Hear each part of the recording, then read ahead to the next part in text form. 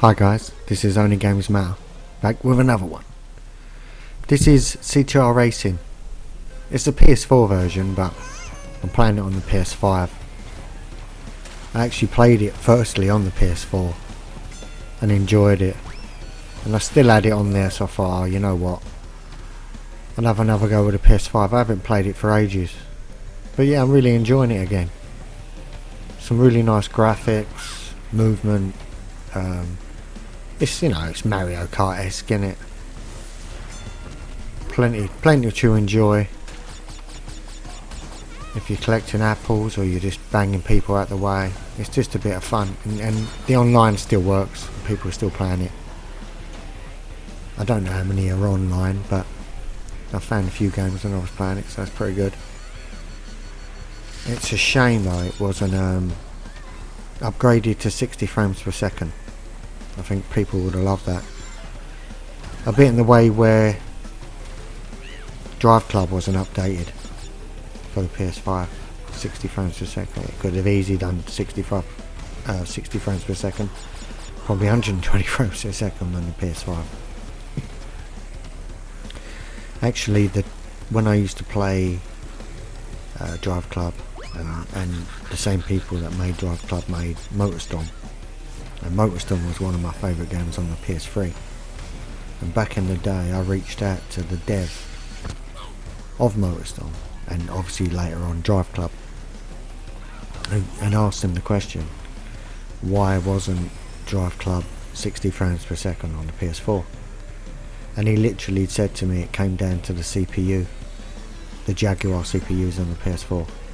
He said the actual GPU in the PS4 was powerful for the time. It was. He said it got everything done. There was no issues at all. I think that's why a lot of time, like when you look at the old, Uncharted's, when they came over and stuff like that. They're still amazing looking games now, but it's just the Jaguar, pushing them basically struggled with certain things, so certain things had to be kept as 30 frames per second. Not everything, depends what you're going for, I guess, in a game. But I do like these games. I mean, I heard there was a leak a while ago about a second one of these, because this sold quite a lot of copies, if I remember rightly. So they wanted to make another one. Yeah, that wasn't too good. I'm hoping they do. I'm hoping there's something announced, because these sort of games are few and far between now on the newer consoles. Like if you go back to the PS2, PS1, PS2, PS3, whatever, but the PS3, you had all sorts of genres, and you had plenty of games within them genres. These days, all you need for speeds and all that type of lot, and they were great, some of them games. But these days you don't get so much of that anymore. Like testing the waters with new games, and it's obviously if you don't sell the right amount at the right time, then they don't want to take a chance and invest again in another one of its type. And I think that's happened with so many games over the years. Yet like Sony will make crap like Concord, and then discontinue it and give everyone their money back, like everyone wanted that, live service games. I know it's a younger man's game these days, gaming, and they're trying to capture audiences and stuff, but it's not the right way of going about it. You just want to really create the best sort of thing in the genre you're competing in. And PlayStation, not just PlayStation, PC, whoever you want to game with, Nintendo. I mean, look, Nintendo know their bread and butter. That's why that's why they carry on making Mario games. They carry on making Mario Karts. Diddy, not Diddy, but you know what that's Diddy Kong Racing I'm thinking of. That was a good game. And that was on the Nintendo 64. Yeah, I remember a friend had that.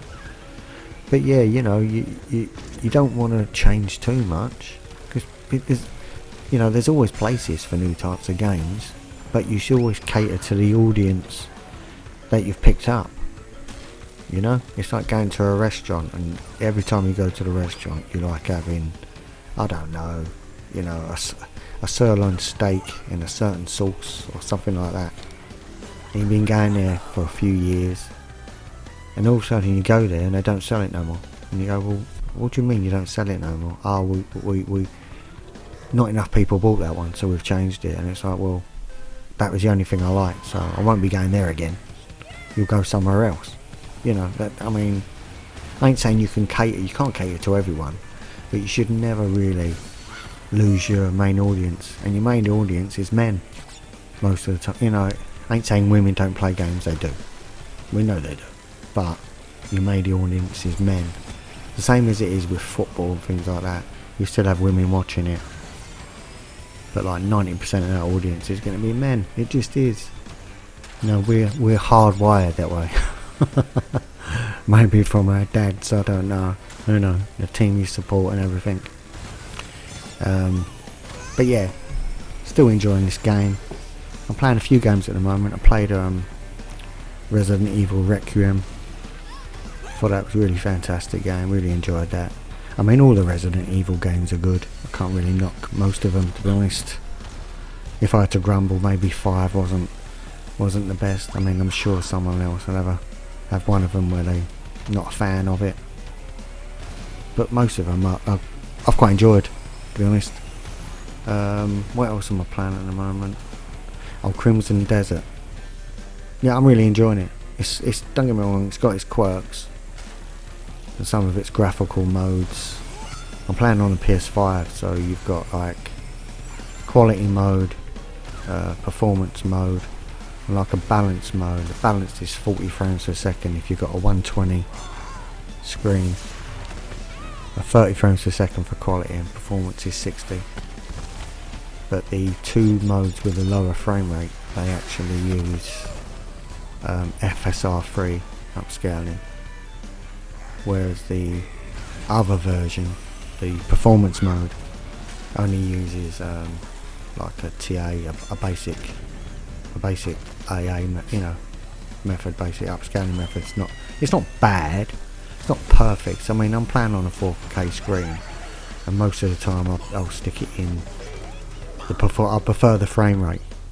I don't like the 30 frames per second. Certain games you can get away with it like this, but for games like that, I like a smooth, buttery 60. And for the most part, the performance mode provides that. I'm going to do a video on Crimson Desert actually, because there's some quirky stuff in there. I'm not a massive fan of the controls. They need to be reworked. It's just the front end system, mate, needs to be reworked into something better, more manageable and easier.